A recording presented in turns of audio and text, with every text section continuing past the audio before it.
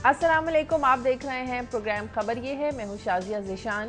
Programme में मेरे साथ है सईद काजी और इस्लामाबाद से हमारे साथ हैं रऊफ क्लास्टर साहब। नाजरीन, अदम एतमाद, मजबूरी और ज़रूरत का लड़खड़ाता पाकिस्तान और अमेरिका का रिश्ता एक बार फिर अपने ट्रैक पर आने को है। नवाज ओबामा मुलाकात से पहले पाकिस्तान की 30 करोड़ डॉलर की फौजी इमदाद का बहाल होना, पाकिस्तानी मसनूआत की अमरीकी मंडियों तक रसाई की यकीन दहानी कराना, तवानाई बहरान के खात्मे में अमरीकी मदद, क्या ये सब देरपा ताल्लुकात की बहाली है, दोस्ती है या अपने वक्ती मफादात के ताल्लुकात, या फिर हम बेचारगी के आलम में इमदाद बंद होने के खौफ में यस बॉस कहने पर मजबूर होंगे, या फिर दो टोक अल्फाज की पॉलिसी अपनाएंगे। आज हम इस पर बात करेंगे। साथ ही हम बात करेंगे कि हमारा रेलवे सिस्टम जिसकी आखिरी सांसें बहाल करने की कोशिश तो की जा रही है, लेकिन ये कोशिशें दहशतगर्दी की नजर हो रही हैं। कल नसीराबाद में रावलपिंडी से कोयटा जाने वाली जाफर एक्सप्रेस पर बम हमले से 7 मुसाफिर जाँ बहक हो गए, जिसके बाद ट्रेनों की आमदोरफ्त मुअत्तल हो गई है। क्या मुल्क का बड़ा मसला खत्म किए बगैर मुल्क के इदारों के मसाइल खत्म करना मुमकिन है? जी हाँ, दहशतगर्दी खत्म करना सबसे पहले कितना जरूरी है दूसरे इदारों के मसाइल को खत्म करने के लिए, आज हम इस पर बात करेंगे। और इसके साथ ही खबरें भी जानेंगे क्लासा साहब और काजी साहब से। जी काजी साहब, पहले बात करेंगे जो कराची में एक बड़ी दिलचस्प खबर मैं देख रहा था, कल वहाँ पे एक्शन भी हुआ। जो इलीगल हाइड्रेंट्स हैं, जहाँ से इलीगल पानी जो है वो लोगों को सप्लाई किया जाता है, और ये करोड़ों रुपए का बिजनेस बन गया।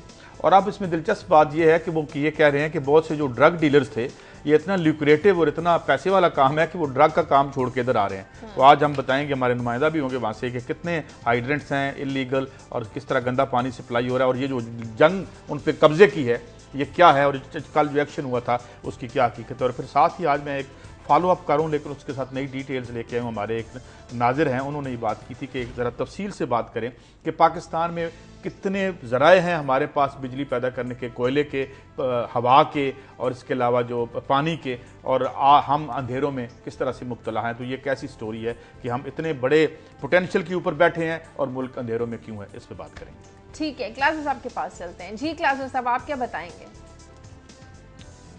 जी शाजिया, एक अहम स्टोरी है, मैं समझता हूँ कि आपके साथ शेयर करेंगे कि कैसे साबिक वज़ीर दाखिला रहमान मलिक साहब हैं, इन्होंने वजारत ख़ारजा से इख्तियारात छीन लिए थे कि आज के बाद इन अमेरिकन को वीज़े आप जारी नहीं करेंगे, मैं जारी करूँगा। अच्छा। वो आपको इंटरेस्टिंग डिटेल बताएंगे कैसे फ़ॉरेन ऑफिस से ये पावर्स उन्होंने ले ली थी और फ़ॉरेन ऑफिस ने चुप करके उनको दे दी थी।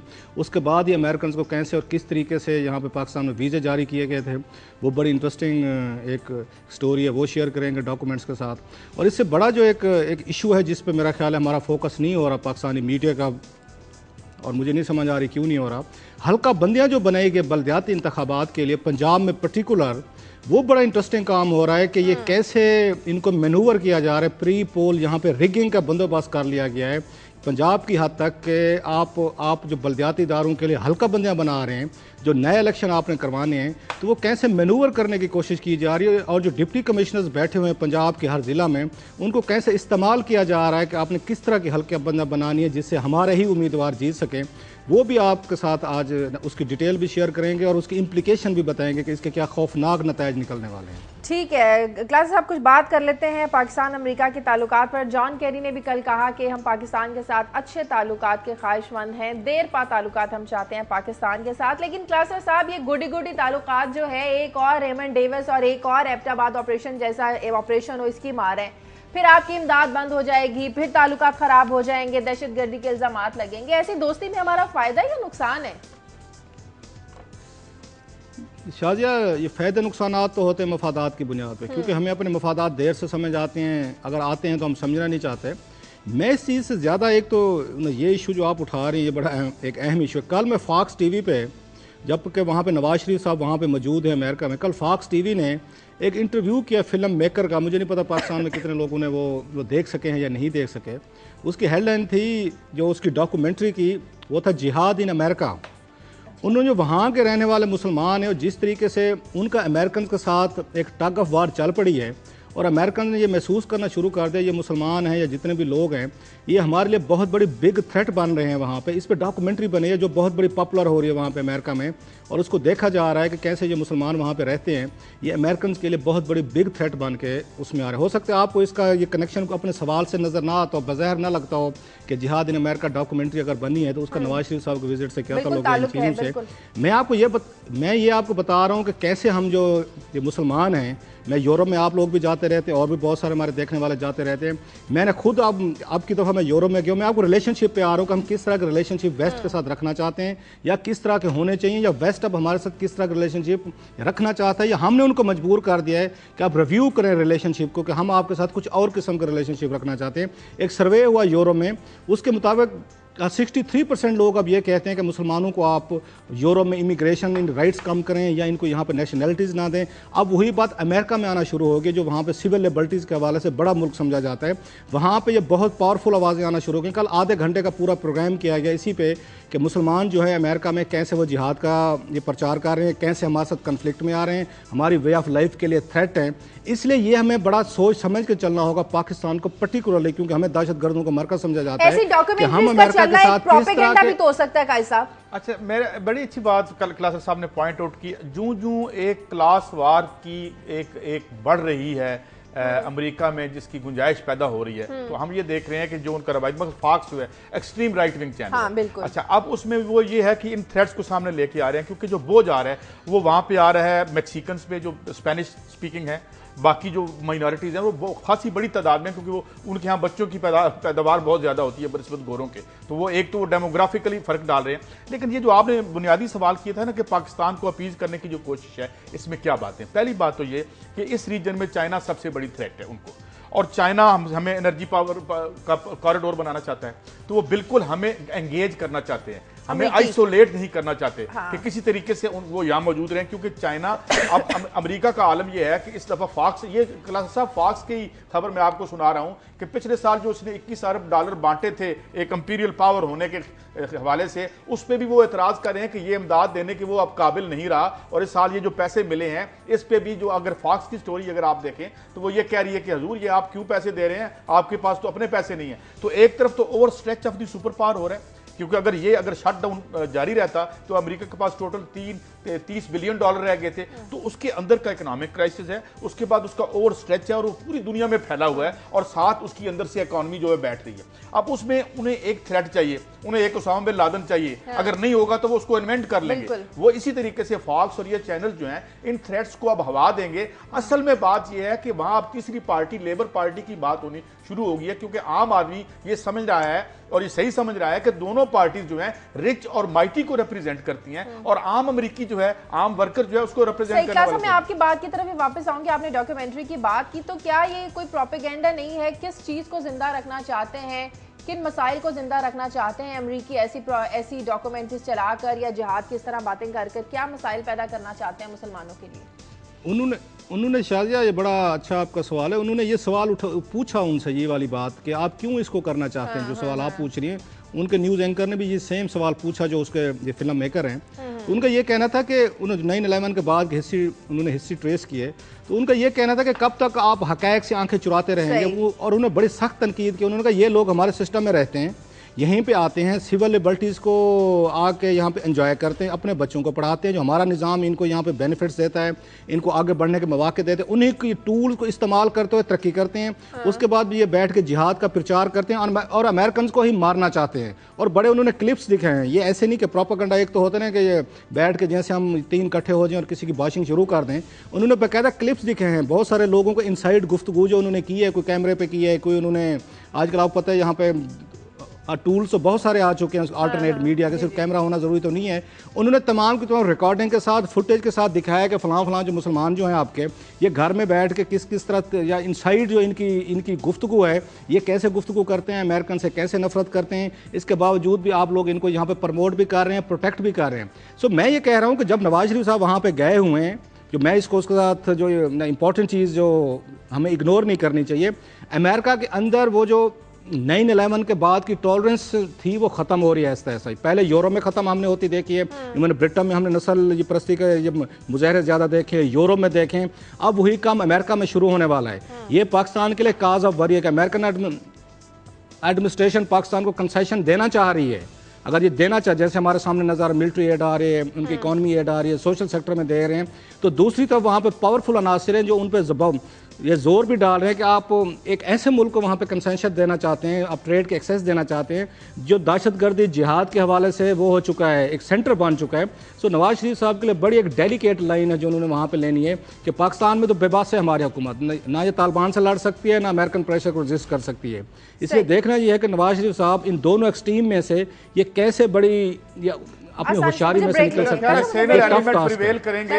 और ज्यादा एक्सेस तो हमने उन्हें दे रखी है, 700-800 अरब का तो हम मसला खरीद लेते हैं एक साल में उनसे। We have given a greater trader trade. हम भी तो उनसे अमेरिकी मंडियां मांग रहे हैं, हम भी तो चाहते हैं कि हमारी तो पहले उनके पास है, हमारे तो पहले उनके पास। मुझे ब्रेक लेने नाज़रीन, ब्रेक के वक्त है, ब्रेक के बाद वापस आते हैं।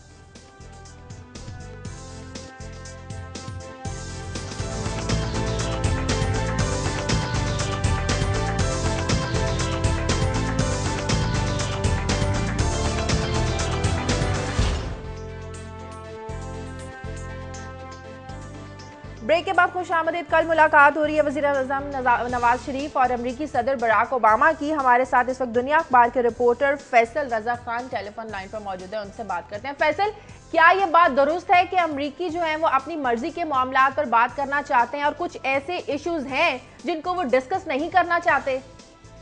जी, काफी हद तक जो है वो ये चीज बिल्कुल दुरुस्त है कि अमरीकी अपनी मर्जी का जो एजेंडा है उसी को आगे बढ़ाना चाहते हैं। खास तौर पे जैसे अभी आप लोगों ने जिक्र किया अपने प्रोग्राम में, बड़ा राइटली ये बात आप लोगों ने की थी कि जो $30 करोड़ की फौजी इमदाद जो है उसकी बहाली है, और इसी तरह जो मुख्तलिफ पीनट्स जो हैं वो दी जा रहे हैं, जो कि सलाला और जो 2 मई के वाकयात हुए और रेमंड डेविस के जो वाकयात हुए थे 2011 में, उसके बाद जो है और काफी हद तक बहुत सारी इमदाद पाकिस्तान की रुक गई थी। अच्छा फैसल, ये बताएं वो किस बात पे बात नहीं करना चाहते, हमें अलाउ नहीं कर रहे? जी, उसमें 2-3 इम्पोर्टेंट इश्यूज हैं जिसमें खास तौर पे सिविल न्यूक्लियर टेक्नोलॉजी की जो ट्रांसफर है पाकिस्तान को, उस हवाले से जो है वो किसी किस्म की बातचीत जो है वो फिलहाल नहीं करना चाहते। उसकी बहुत सी वजूहात हैं, खास तौर पे उसमें इंडियन प्रेशर जो है वो बहुत ज्यादा मौजूद है, क्योंकि अभी तक उनका जो इंडिया के साथ मुआहदा है उसमें भी जो न्यूक्लियर सप्लायर्स ग्रुप है उसके एतराज़ात मौजूद हैं। इसकी वजह से जो है वो अमेरिका काफी हद तक जो है वो मोहतात है पाकिस्तान को इस टेक्नोलॉजी में देने पे। वो नहीं दे रहे, वो हमें नहीं दे रहे। फैसल जी हाँ, और फैसल एक फैसल आपने कहा कि वो उनको कुछ तहफ़्फ़ुज़ात हैं, क्या इसका तल्लुक हमारे माजी के कंडक्ट से तो नहीं है कि अमेरिकन ने हमें जब भी कोई टेक्नोलॉजी है तो हमने दूसरे मुल्कों को ट्रांसफ़र कर दिया बगैर अमेरिकन से पूछे हुए? और पर्टिकुलरली जैसे हमने देखा उनका न्यूक्लियर प्रोग्राम पे बहुत बड़ा स्कैंडल रहे हैं हमारे, हम इसको दुनिया भर में बेचते रहे हैं। ऐसे हमने देखा स्टिंगर मिसाइल दिए तो वो जाके पता चला कि हमने ईरान को बेच दिए। ऐसे उनके कुछ मिसाइल टेक्नोलॉजी पाकिस्तान के पास आई जाए, इवन F-16 तैयारे दिए गए तो हमने उनको चाइना को ट्रांसफ़र किए। तो अब समझते हैं कि अमेरिकन या दुनिया हमारे ऊपर ट्रस्ट नहीं करती कि अगर पाकिस्तान को टेक्नोलॉजी ट्रांसफ़र की भी जाए तो ये खैर से चुपके से कहीं आगे ट्रांसफ़र कर देते। ये वजूहत भी हो सकती हैं जिस वजह से अमेरिकन हमारे ऊपर ट्रस्ट नहीं करते और कोई टेक्नोलॉजी हमें ट्रांसफ़र नहीं करने को तैयार। क्लासर साहब, ये एक वजह है, ये एक वजह है कि ये बिल्कुल दुरुस्त बात है कि पूरी दुनिया में जहाँ पाकिस्तान के ऊपर जो है वो एतमाद की कमी है, वो बिल्कुल दुरुस्त बात है कि ये एक वजह है कि अमरीकी जो है वो बहुत जल्दी पाकिस्तान के ऊपर इस किस्म का ट्रस्ट नहीं करना चाहते, नंबर एक। दूसरी इम्पोर्टेंट बात यह है कि सिविल न्यूक्लियर टेक्नोलॉजी के ऊपर आपको बखूबी इल्म होगा कि जो डिसआर्मामेंट या तखफीफ असलहा के हवाले से जो टॉक्स चल रही हैं जनीवा में, उसमें पाकिस्तान मुसलसल जो है वो FMCT fissile material cut off treaty है एक, उसके ऊपर जो है और दूसरे इश्यूज के ऊपर जो है कुछ चाइना का साथ दे रहा है। इस तरह स्पेस में जो आर्म्स रेस है उसमें उसके हवाले से भी चाइना और रूस का साथ दे रहा है। तो अमेरिका की मुसलसल मुखालफत वहाँ पे जारी है और FMCT के ऊपर मुखालफत की वजह से भी एक उनसर ये है कि पाकिस्तान जो है, अमेरिका नहीं जाना चाहता पाकिस्तान के साथ किसी मुआहदे के ऊपर। और दूसरी इंपॉर्टेंट बात जैसे आपने खुद मेंशन कर दी कि एतमाद की कमी है और इसकी वजह से नहीं देना चाहता, क्योंकि पाकिस्तान में ब्रीचेस होती रही हैं माजी में और इन ब्रीचेस की वजह से नुकसानात जो हैं वो अल्टीमेटली जाहिर है कि इंटरनेशनल जो एक कॉन्फिडेंस बिल्डिंग मेजर्स हैं उसमें नुकसानात होते हैं। सही फैसल, तालिबान के साथ मुज़ाकरात की बात भी है, वो एजेंडे में शामिल है, क्योंकि वो कल अखबार में भी पढ़ा कि वो मुज़ाकरात की डिटेल्स जानना चाहते हैं जो पाकिस्तान ने करने हैं तालिबान के साथ। और साथ में ये भी क्लब कर दूं कि क्या इसके अलावा भी कोई मामला है जिसपे वो कहते हैं हमसे बात ना करें? जी, तालिबान का जो इशू है वो अमेरिका का इशू नहीं है, खास तौर पे जो पाकिस्तानी तालिबान हैं उनके साथ जो टॉक्स हैं वो अमेरिका का इशू नहीं है। अमेरिका ये चाहता है कि जो पाक अफगान बॉर्डर है उसमें जितने भी ऐसे हाइड आउट्स हैं जहाँ पे के दहशतगर्द या अस्करियत पसंद जो हैं वो छुपे हुए हैं या वो कार्रवाइयाँ करते हैं अक्रॉस द बॉर्डर अफगानिस्तान के अंदर, तो वो उनको रोका जाए और उसमें जो है वो इंसदाद दहशतगर्दी का जो मैकेनिज्म है उसमें पाकिस्तान को हेल्प करना चाहता है। वो डिटेल सिर्फ इस हद तक लेना चाहते हैं कि किस किस्म के लोगों के साथ मुज़ाकरात करने जा रहा है पाकिस्तान और इसके आफ्टर इफेक्ट्स जो है वो अफगानिस्तान में क्या होंगे और क्या अफगानिस्तान में जो 2014 के बाद जुज़वी विड्रॉल होने जा रहा है वो विड्रॉल या ड्रॉ डाउन जिसको वो कहते हैं वो उसके ऊपर कोई मुज़िर असरात तो नहीं पड़ेंगे। ये उनके खदशात हैं सिक्योरिटी के हवाले से। एक फैसल छोटा सा सवाल लास्टली, ये जो पाकिस्तान इतने टेररिज्म का शिकार है, कभी हमने सुना नहीं है कि जितने भी पाकिस्तान से डेलीगेशन गए इन्होंने अमेरिकन से कोई न्यू टेक्नोलॉजी मांगने की कोशिश की है जो काउंटर टेररिज्म में इनको हेल्प कर सको। ये भी कोई इनके एजेंडे पे है कि कैसे अमेरिकन पाकिस्तान को हेल्प कर सकते हैं, ये टेक्नोलॉजी कर के वो ये अपनी दहशतगर्दी को बेहतर तरीके से हम इनको फाइट करें। पैसे भी मांगते हैं, लोन भी मांगते हैं, फौजी इमदाद में दूसरी चीज़ें, ये कोई हमने टेक्नोलॉजी भी मांगी है कि कैसे आपने मॉडर्न ये टेररिज्म को आपने बीट करना है या इसको फाइट करना है? ये एक अफसोसनाक बात है क्लासा साहब के हमारी जो क़यादत है, नवाज शरीफ साहब अमेरिका में मौजूद हैं और वहाँ पे उनकी मुलाकात भी कल होने जा रही है ओबामा साहब से, लेकिन जो एजेंडा है उसमें ऐसा आइटम, ऐसा नुक्ता नहीं है जिसमें टेक्नोलॉजी की बात की जाए, कोई टेक्नोलॉजी ट्रांसफर की बात की जाए या कोई ऐसी चीज जैसे कि अमेरिका ने पहले कमिट किया था कि पाकिस्तान को लाइट हेलीकॉप्टर्स, नाइट विजन्स और MRVs, जो कि खास तौर पे MRVs यूज होती हैं, IEDs जो धमाका खेज मवाद के खिलाफ जो है वो प्रोटेक्शन देती हैं सिक्योरिटी फोर्सेस को, ताकि वो उन इलाकों में कार्रवाई बिला खौफ खतर कर सकें जहाँ पे जो है वो इस किस्म की बारूदी सुरंगें या वो इससे पहले जनरल न्याजी का वाकया हम देख चुके हैं। लेकिन उसके बावजूद अभी तक जो है क्योंकि इस डेलीगेशन के अंदर मिलिट्री का उनसर शामिल नहीं है और ना ही जो है वो इस टेक्नोलॉजी के हवाले से जो है वो कोई बात होने शामिल नहीं है। बहुत शुक्रिया फैसल आपका।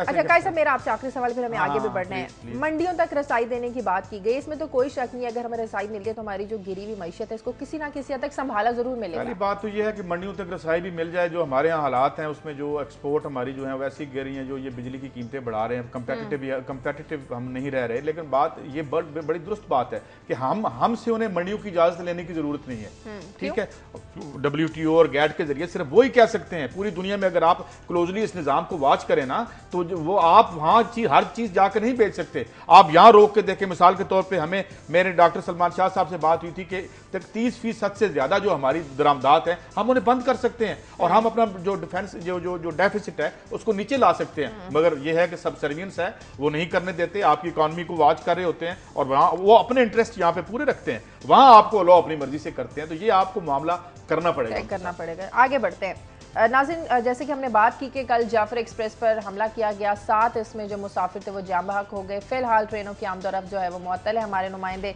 हम रब्ता करेंगे हमारे नुमाइंदे फरीदुल्लाह से कि उनसे बात हो और जान सके, उनसे बात करने की कोशिश करें कि जो ट्रेनों की आमदोरफ्त मुअत्तल थी और ख़ासतौर पर जो ट्रैक तबाह हुआ था वो कब तक बहाल हो जाएगा। काई साहब, एक तो दहशतगर्दी का खौफ और दूसरा आज हमारी ट्रेनों की हालत ये सबके सामने है, तो ऐसी सूरत हाल में हमें दहशतगर्दी को पहले खत्म करना है या हमें इदारों को पहले जो है वो ठीक करना है? एक तो हम बहाना भी बना लेते हैं जी, सारे काम हो जाएंगे जरा पहले से दहशतगर्दी निपट ले हम। तो दहशतगर्दी से भी नहीं निपटते, बाकी काम भी नहीं होते, तो लिहाजा लोग तो सफर करते रहते हैं। लेकिन अगर हमारे साथ फरीदुल्लाह हमारे साथ पूछिएगा, फरीदुल्लाह जो कल ट्रैक तबाह हुआ कब तक बहाल हो जाएगा? इस वक्त वहां पर आमदोरफ्त की ट्रेनों की आमदोरफ्त है, इसकी सूरत हाल क्या है, जरा अपडेट कीजिए। और एक बात और ये बताइएगा कि वहां से जब ट्रेन चलती है तो उसके साथ क्या कोई कंटिंजेंट होता है जहां से गुजरती है, वहां कोई सिक्योरिटी मेजर्स ले रहे हैं? आए रोज ये हो रहा है, बताएंगे कुछ हमें फरीद?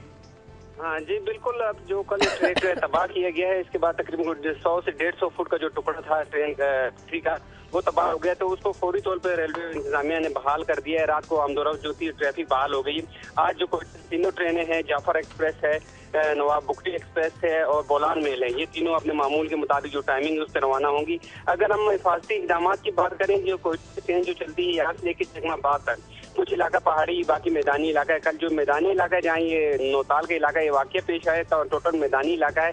इसके साथ होता है ऐसे कि कोयटा जब रवाना होती है, यहाँ जो रेलवे पुलिस है उसके 6 एहलकार साथ होते हैं, लेकिन वो एहलकार जो अपनी उनकी ड्यूटी है कि मुसाफिरों की हिफाजत करें, आने जाने वाले पर नजर रखें, मशकूक चीजों पर नजर रखें, वो रखने की बजाय ज्यादातर उनकी तवज्जो ये होती है कि जो बर्थ खाली है, जो सीटें खाली हैं, बेच के अपनी जेब गर्म करें। अच्छा फरीदुल्लाह, कहा गया है कि 9 माह में ट्रैक्स को 8 मरतबा ट्रेनों को दहशतगर्दी का निशाना बनाया गया। अब जैमर्स लगाने का फैसला किया गया, ऐसी भी इत्तलात जब आप ये वो लेकिन आप कह रहे हैं कि वो जो सिक्योरिटी के लिए लोग हैं वो बर्थें बेचते रहते हैं, ये क्या कहानी है फरीदुल्लाह?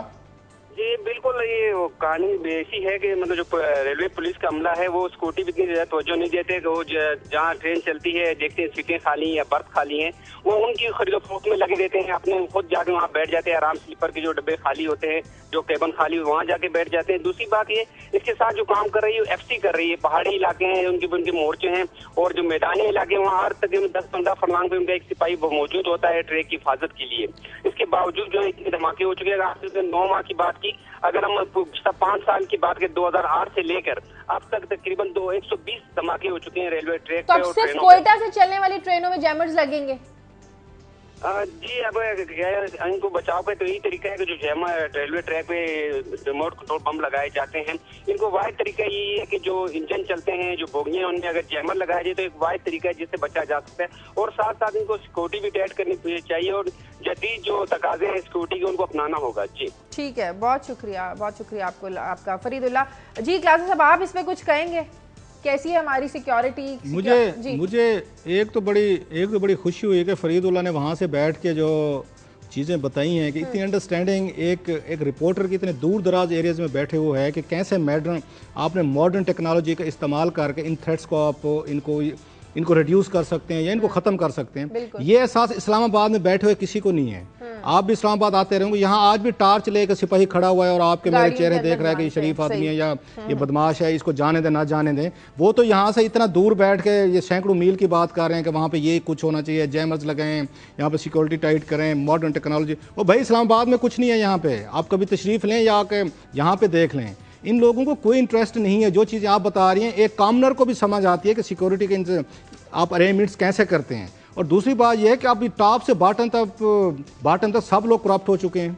कोई अपनी यहाँ पे ड्यूटी देने को तैयार नहीं है। जैसे वो बता रहे थे और काजी साहब ने बड़ा एक इंतहा मासूमाना सवाल किया उनसे कि अच्छा वाकई ये बर्थ वगैरह ये खरीदो फरोख्त करते हैं। हालांकि काजी साहब और मैं ये बचपन से यही इनको देखते हैं, ये ट्रेनों पे हमने भी सफ़र किए हुए हैं कि पुलिस वाला सबसे ज़्यादा बड़ा सोर्स होता है, ये करप्शन का होता है, टिकट खरीदने का होता है, बर्थ लेनी है, टिकट लेनी है, ये सारे पुलिस वाले खड़े यहाँ पे काम कर रहे होते हैं। ये तो आवे का आवा बिगड़ा हुआ है यहाँ पे। ना आपकी ब्यूरोक्रेसी कुछ करने को तैयार है, ना इनके पास प्लान्स हैं। जो प्लान्स बनाते हैं उसमें से करप्शन करते हैं। ये बहुत सारे स्कैंडल हमारे सामने आते रहते हैं। दहशतगर्दी बीच में आ जाती है, ये भी तो एक हकीकत है ना। रेलवे को बहाल करने की कोशिश कर रहे हैं। साद रफीक जो भी आप देखें इतनी प्लानिंग्स कर रहे हैं कि उनके जितने भी इंजन मंगवा रहे हैं, वॉट जो भी कर रहे हैं, लेकिन दहशतगर्दी भी तो आड़े आ जाती है। अब दहशतगर्दी जो वो आपका, मैंने तो बैठ के कुछ पाकिस्तान के लोग तो उस तरीके से बीट नहीं कर सकते। उन्होंने जिन लोगों को हुक्मरान बनाया है, हमारी फोर्सेज हैं जो हमारे कमांडर रहे हैं, ये तो उनका काम था जिनको यहाँ 6-6 साल मिले रहे। उसके बाद भी आज हालात देख रहे हैं कि पाकिस्तान तालिबान के पैरों में पड़ा हुआ कि माफ़ कर दें, अल्लाह रसूल के वास्ते डाल दें। ये तो हमें उनसे सवाल पूछने चाहिए कि आप इस मुल्क के 6 साल कमांडर रहे हैं, आप इस मुल्क के 5 साल यहाँ हुक्मरान रहे हैं, आप लोग यहाँ रूल कर रहे हैं, टैक्स पेयर्स आपको ये पैसा किस लिए दे रहे हैं? अगर आप उनकी प्रोटेक्शन नहीं कर सकते, उनकी जान माल की हिफाजत नहीं कर सकते, टेररिज्म से आप उनको आज़ादी नहीं दिलवा सकते। फैसल रजा खान को आपने सुन लिया है, हमारे एजेंडे पे भी नहीं है ये बात। हम अमेरिकन से बात भी नहीं करना चाहते। अमेरिकन के पास दुनिया की जदीद तरीन टेक्नोलॉजी है। मैं कल ही एक स्टोरी पढ़ रहा था कि उन्होंने कैसे एक अलकायदा के एक बंदे को उसकी बीवी की ईमेल के जरिए ट्रेस किया। ये एडिटोरियल पढ़ रहा था मैं कल एक अंग्रेजी अखबार में। दुनिया बहुत तरक्की कर गई, हम वहीं पे बैठे हुए हैं, ना हमारे पास कोई अक्ल है, ना समझ है, ना मोटिवेशन है। हम टिकटें बेच सकते हैं, हम बर्थ बेच सकते हैं। ये जो उसने कहानी सुनाई है फरीद, इससे ज्यादा कि हमारी कैपेसिटी। आपको याद है कि जो मुल्ला उमर थे वो तो मोटरसाइकिल पे जो है वो बैठ के चले गए थे। हमारा कुछ एरिया ऐसा है, शायद टेक्नोलॉजी। मुझे ब्रेक लेनी है नाज़रीन, प्रोग्राम में वक्त है ब्रेक का। ब्रेक के बाद जब वापस आएंगे तो हम आपको बताएंगे, क्लासरा साहब हमें डिटेल्स हमारे साथ शेयर करेंगे कि रहमान मलिक ने वज़ारत ख़ारिजा से इख्तियारात छीन कर अमरीकियों को धड़ाधड़ वीज़े क्यों दिए, इसके पीछे क्या राज है, शेयर करेंगे एक ब्रेक के बाद।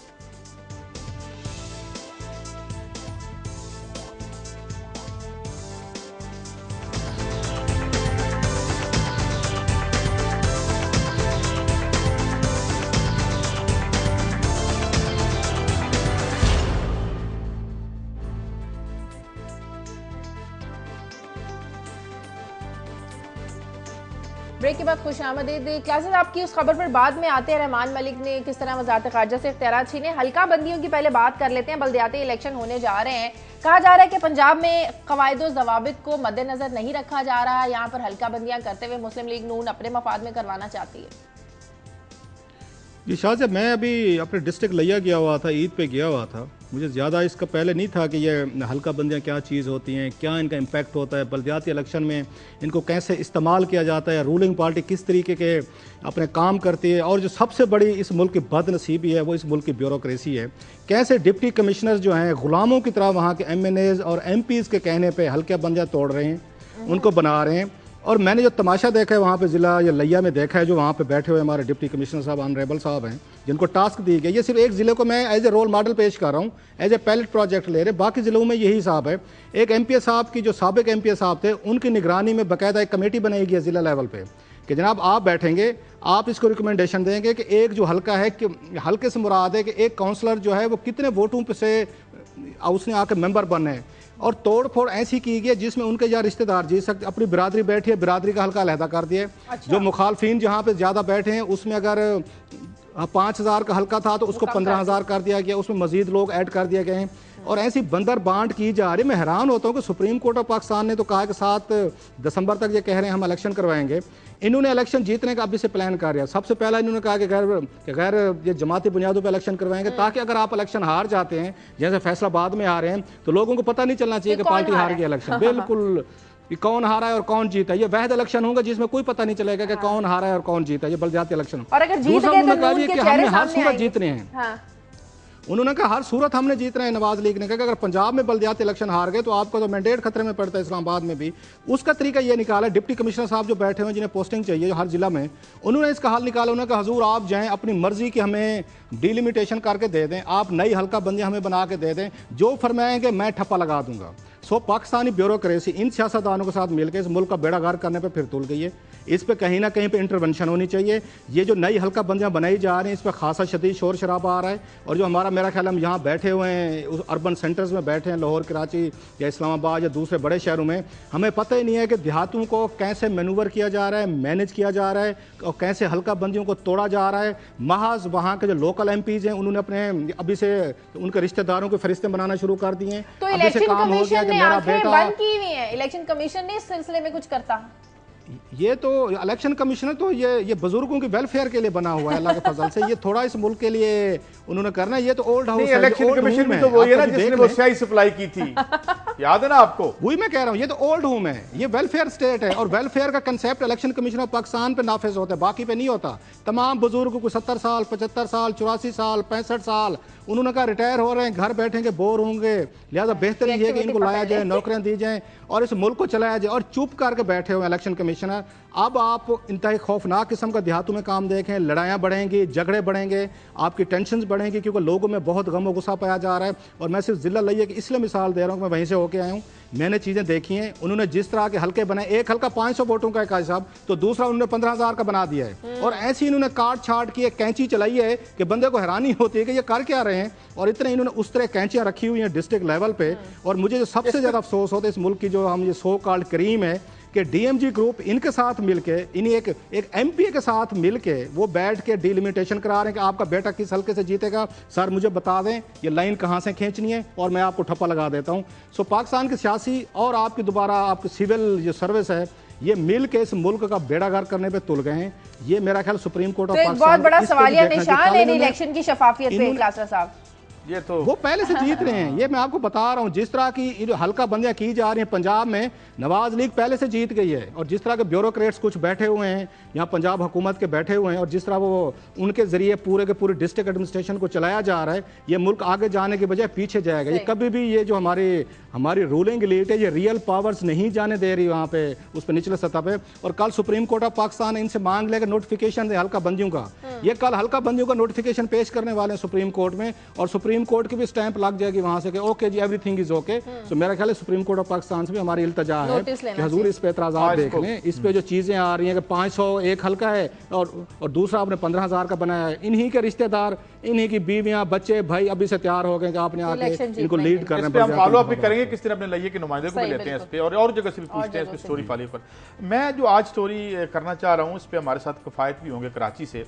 ये जो मैं इंटरेस्टिंग बड़ी स्टोरी है क्लास साहब, मैं ये पढ़ रहा था कि बहुत से जो ड्रग डीलर्स हैं उन्होंने सोचा, अपनी हमाकत का उन्हें एहसास हुआ, उन्होंने वो कारोबार छोड़ के तो पानी जो है, ये जो हाइड्रेंट्स हैं इलीगल वहाँ पे, इसका कारोबार शुरू कर दिया। मैं थोड़े से आपको फिगर्स बता दूं कि 84 के करीब हाइड्रेंट्स हैं, और वहाँ पे ये जो एक्शन भी हो रहा है, बेसिकली ये कहा जा रहा है, रिपोर्ट ये कह रही है, उसमें ऑफिशियल्स को कोट किया गया है कि जो रिश्वत नहीं दे रहे ऑफिशियल्स को ये इलीगल हाइड्रेंट्स चलाने के लिए, और वो पानी जो है वो 2 नंबर पानी है, और वो जो है अभी किफायत हमारे साथ हैं। किफायत, आप हमें सुन रहे हैं कराची से? जी बिल्कुल जी, सुन ये एक तो ये बताएं कि ये क्या रिपोर्ट है, और फिर ये जो पानी है ये सरकार ने सप्लाई करना होता है, और ये जो लोग, इसकी नौयत क्या है, और ये जो लड़ाई है, और ये क्या करोड़ों का खेल है ये भी? जी बिल्कुल, आपने बताया कि जो गैर कानूनी हाइड्रेंट्स है वो 84 है। वो 84 नहीं बल्कि वो 150 से भी ज्यादा है, और ये सारे गैर कानूनी है। रही बात पानी की किल्लत की, तो यहाँ पर पानी बिल्कुल किल्लत है।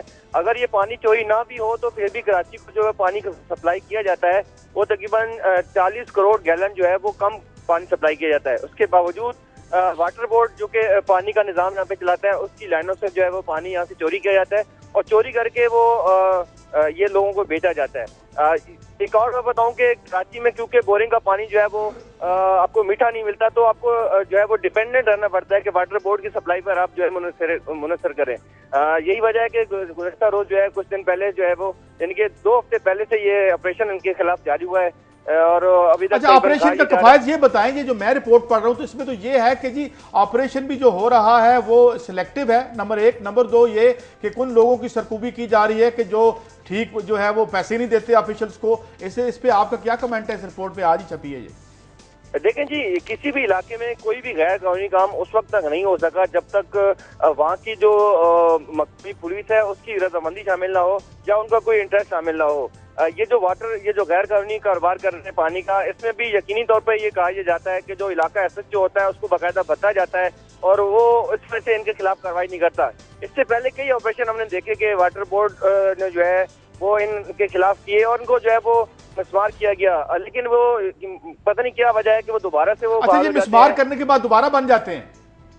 जी, बहुत से इलाकों में दोबारा भी बन गए, और आपको पता है कराची के कुछ इलाकों में जो है वो। अच्छा, ये बताएं किफायत, ये तो पता चल गया, ये बताएं कि इस पानी की क्वालिटी क्या है, चेक कौन करता है इस पानी को? सुना है कि जो गटर का पानी है वो भी शामिल हो रहा है इसमें, और ये कराची की इतनी बड़ी आबादी जो है इतना बड़ा खतरे से 2-4 है इस सारे पत्ते के खेल की वजह से।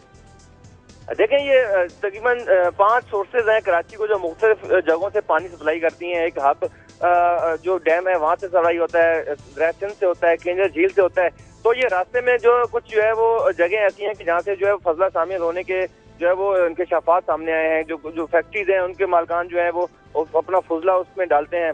ये पे इंक्वायरी भी अभी चल रही है, और ये इशू काफी हॉट आजकल हुआ है, क्योंकि ये सारा पानी जो है वो कराची के 2 करोड़ आवाम को सप्लाई किया जाता है। इस पे हम आपसे फिर भी बात करते रहेंगे, और ये बात पानी का माफिया बन गया। और ये मैं आखिर में बस एक फिक्रा ये कह दूं कि यहाँ पे एक जगह एक बंदे को पकड़ा भी गया, तो बाद में जो आईजी जो है उनके कहने पे उसको उनकी इंटरवेंशन पे छोड़ दिया गया। तो ये क्या कराची के लोगों के साथ हम कर रहे हैं। मुझे ब्रेक लेनी है नाज़रीन, प्रोग्राम में वक्त एक ब्रेक का, ब्रेक के बाद वापस आते हैं।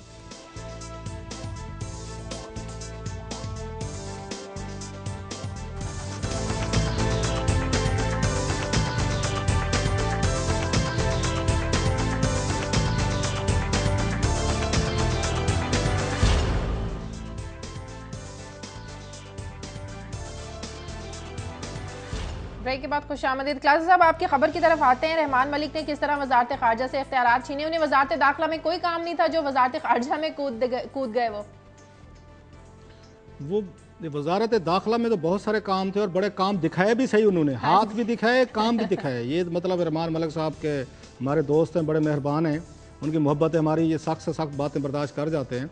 हाथ भी दिखाए और काम भी दिखाए, वहाँ पे बड़ा लंबे काम किए। आपको याद होगा कि एक साबिक वज़ीर आज़म यूसुफ रज़ा गिलानी साहब ने जब मेमो कमीशन बना था यहाँ पे, तो उससे ये बात की बात एक तकरीर की थी उन्होंने कौमी असम्बली में, जिसमें उन्होंने कहा था, और एबटाबाद कमीशन के हवाले से बात की थी, बड़ा मशहूर कोर्ट था। उन्होंने कहा जी हमने तो कमीशन को कहा था ज़रा पता करें कि उसामा बिन लादेन जो हैं ये पाकिस्तान कैसे पहुँचे थे। तो कमीशन ने हमें चार्जशीट कर दिया, जी आप बताएं आपने अमेरिकन को वीज़े कैसे दिए थे। तो ये उसामा बिन लादेन जो हैं ये अमेरिका से या पाकिस्तान से वीज़ा लेके आया था कि आप उसको प्रूव कर रहे हैं, आप हमसे पूछ रहे हैं। ये आपको बड़ा मशहूर कोर्ट है गिलानी साहब का। अब कुछ उसकी डिटेल सामने आ रही है कि कैसे जो अमेरिकन हैं उन्होंने पावर्स को शिफ्ट करवाया था, फॉरेन ऑफिस से लेके वजारत दाखिला को दी गई थी। एक सरकारी रिपोर्ट है जो मेरे पास, जिसके ये डॉक्यूमेंट्स मौजूद हैं, इस वक्त मेरे सामने पड़े हुए हैं। उसमें बड़ा इंटरेस्टिंग इंकशाफ किया गया है कि कहा गया, फॉरेन ऑफिस को कहा गया कि आप ये बताएं कि पिछले आपने 5 सालों में अमेरिकन को कितने वीज़े जारी किए हैं पाकिस्तान आने के लिए। उसके जवाब में वो ये फरमाते, वो कहते हैं हमारे पास तो कोई डाटा नहीं है, हमें तो पता ही नहीं है कि कितने अमेरिकन को वीज़े जारी किए। ज़रा अंदाज़ा करें, फॉरेन ऑफिस जिसने ये वीज़े जारी करने होते हैं, जिनका काम होता है दुनिया भर में हमारी एम्बेसीज को मॉनिटर करते हैं, मैनेज करते हैं, कंट्रोल करते हैं, वो कहते हैं हमारे पास कोई डाटा नहीं है कि हमने अमेरिकन को कितने वीज़े जारी किए हैं। उसका जवाब जब उनसे पूछा गया कि आप ये कैसे फरमा रहे हैं कि आपको पता ही नहीं है, उन्होंने ये जवाब पेश किया। वो कहते हैं जनाब के रहमान मलिक साहब ने एक यहाँ पर इंटर मिनिस्ट्रियल एक कमेटी बनवाई थी, इजलास बुलाया था 2010 में, जिसमें उन्होंने फरमाया था कि ये फॉरेन ऑफिस का काम नहीं है कि वो अमेरिकन को वीज़ा जारी करे, ये हमारा काम है, वजारत दाखिला करेगी। आप मेहरबानी फरमाएं, तमाम के तमाम इख्तियारात आप सरेंडर करें। और वजारत खारजा ने बगैर को उस पर ह्यून कराई मचाए कि ये आपका काम नहीं है, ये हमारे सफारतकारों का काम है, वो जज करेंगे। उन्होंने तमाम पावर्स इनको सरेंडर की। और ये रहमान मलिक साहब ने 2010 के से लेके 2012 तक, जब तक उनकी रही है यहाँ पे, उन्होंने तमाम के तमाम जो उनके ये 13 तक सारे अमेरिकन के वीज़े ये रहमान मलिक साहब के अप्रूवल से जारी होते रहे। और आपको याद होगा हुसैन हक्कानी साहब वहाँ पे अमेरिका में एम्बेसडर थे, तो ये दोनों ये नक्सेस था वो रहमान मलिक साहब का और हुसैन हक्कानी साहब का था। आज वो ये फरमाते हैं, ये वजारत ये खारजा कहती है कि हमसे पूछ गछ ना कीजिए, ना हम इसके ज़िम्मेदार हैं, ना हमसे किसी ने मशवरा किया था, ना हमसे पूछा गया था। सो ये तो कोई बड़ी खबर नहीं थी कि अमेरिकन को बड़े धड़ाधड़ वीज़े दिए गए हैं, वो दिए जाने चाहिए थे अगर वो आना चाह रहे हैं पाकिस्तान में प्रॉपर तरीके से, जैसे हमसे कि जब ये हम लोग अप्लाई करते हैं हमें एक प्रॉपर तरीके से एक गुजारा जाता है। ये अब एक और उसमें साथ में इंकशाफ किया गया है कि पाकिस्तान में जो टोटल यहाँ पे डिप्लोमेटिक जिनको अमेरिकन को दिए गए हैं वीज़े, जिनको सफारती तहफ़्फ़ुज़ हासिल है, वो 366 हैं। ये 366 अमेरिकन पाकिस्तान में हैं जिनको सफारती वीज़े मिले हुए हैं। और जो नॉन डिप्लोमेटिक वीज़े हैं जो यहाँ पे फिगर दिया गया वो 122 का है। सो इन बातों को कनेक्ट करें जो रेमंड डेविस भी फिर इसका मतलब उन्हीं का एक हिस्सा था। हाँ, लेकिन उसको भी ये डिप्लोमेटिक वीजा जारी हुआ था, ये बड़ी क्लियर बात है। वो खुद बड़ी इस पे क्लियर है कि उसको डिप्लोमेटिक वीजा दिया होगा था, अगरचे उसको तो मेरे ख्याल में लाइसेंस टू किल भी मिला हुआ था। वो भी बिल्कुल मिला हुआ था। सो इसलिए रहमान मलिक साहब ने पावर अपने पास ली थी कि कोई सवाल ना हो, कोई जवाब ना हो। और जितनी भी अप्रूवल दी गई थी वीज़ों की वो वजारत दाखिला ने दी थी। और वजारत खारजा कहती है कि ना हमसे किसी ने पूछा, ना मशवरा तो किया, बल्कि जो पावर्स हमारी थी। प्राइम मिनिस्टर थे, उसके ऊपर प्राइम मिनिस्टर बैठे हुए थे, ये इतने पावरफुल थे कि ये वजारत खारजा ने उस वक्त आवाज नहीं उठाई। क्लासा साहब गिलानी साहब के साथ मेरा बड़ा उनके साथ इंटरेक्शन रहता था, कभी आते जाते, तो वो रहमान मलिक साहब के खिलाफ थे। पहले 2-3 साल वो रहमान मलिक साहब के खिलाफ थे और आते जाते रहमान बाबा कहना, टांट करना, जुमला तन उन पे कस देना, जुमला तंजिया कह देना, ये गिलानी साहब अक्सर कहते रहते, ऑन स्क्रीन भी कहते रहते थे कई दफ़ा, क्योंकि अपने आप को बेबस पाते थे। उन्हें पता था कि बड़ा बास जो बिग बास जरदारी साहब हैं वो डायरेक्ट रहमान मलिक साहब के, उनके हाथ मेरे ख्याल है वो जरदारी साहब के वहां तक लेवल पे डायरेक्ट थे। जरदारी साहब के साथ कारोबारी लेवल, वो जरदारी साहब के कारोबारी मफादात हैं, वो लंबी कहानी है। वो लंबी कहानी के जरदारी साहब की मूंछ का वो बाल कैसे बने हुए, वो एक और लंबी कहानी है सर। लेकिन इसमें इंटरेस्टिंग चीज है कि आखिरी 2 साल मिली थी ना, पार्डन, प्रेसिडेंशियल पार्डन भी मिली थी। वो कारोबार आपको याद होगा, वो उन मुश्तरका कारोबार है, मुश्तरका कारोबार में चलता रहते हैं। वो आलमी लेवल की बड़ी शख्सियत है मेरे ख्याल में। बहरहाल सर, उसमें इंटरेस्टिंग चीज़ जो है कि पहले 3 साल गिलानी साहब बड़े टांट करते थे, रहमान मलिक को पसंद नहीं करते थे, मैं ज़ाती तौर पर जानता हूँ। लेकिन आखिरी 2 सालों में रहमान मलिक को भी समझ आ गई थी कि गिलानी साहब को कैसे मैनेज करना है, मनूवर करना है। फिर वो उनके गीत गाते थे गिलानी साहब, और क्या क्या उसमें कहानियाँ थी। अब क्या बंदा बैठ के वो कहते हैं ना कि एक डल्टी बिजनेस चलते हैं पावर में कि पैसा सब शे है। नहीं, गड़े मुर्दे उखाड़ने चाहिए, हमारा तो काम ही है, सहाफ़ियों को तो काम ही है कि गड़े मुर्दे उखाड़ें। हमने को दफन तो नहीं करने होते बैठ के, हम तो उखाड़ने होती हैं चीज़ें, लोगों को बताना होता है कि आपके जो हुक्मरान बड़े अच्छे बनते हैं। जिस तरीके का उन्होंने मैनेज किया ना गिलानी साहब को, मुझे हैरानी होती थी कि ये गिलानी साहब 3 साल उन पर तंज करना, जुमले कसना, पता नहीं क्या कुछ कहते रहते थे।